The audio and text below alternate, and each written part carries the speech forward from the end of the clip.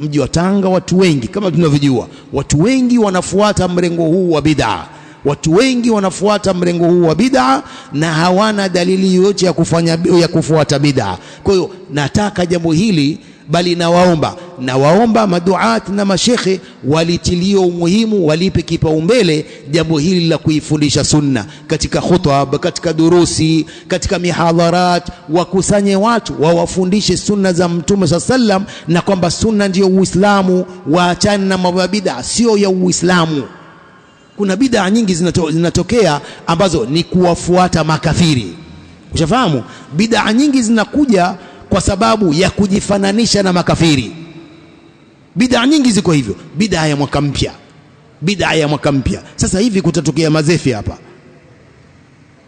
Kwa sababu gani? Mwaka mpya wa Kiislamu umeingia. Je, jambo hili linatoka wapi? Mtume alifundisha kwamba ukiingia mwaka mpya wa Kiislamu kwamba watu wafanye sherehe? Hakuna. Tunawaiga nani?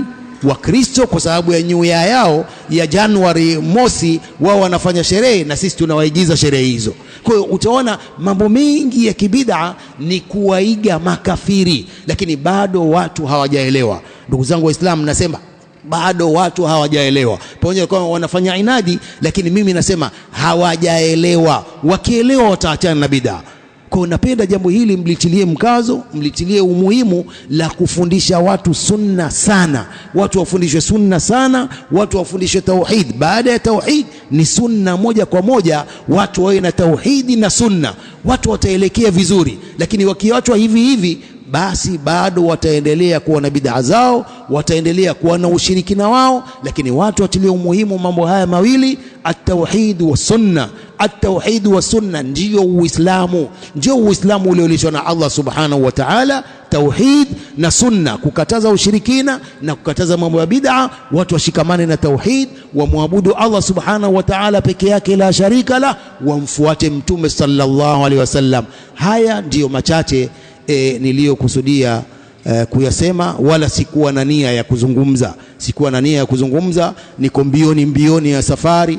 Basi Sheikh Muhammad ameshika mkono tu haraka kanitia kwenye gari, lakini sikuwa na sijapangilia kuzungumza lolote, wala kalima wala muhadhara. Inshallah siku nyingine nikija nitapangilia pengine muhadhara, lakini leo sikupangilia muhadhara wote wala kalima lolote. Nasema nashukuru sana kwa kunisikiliza. Jazakumullahu khairan wa barakallahu fikum.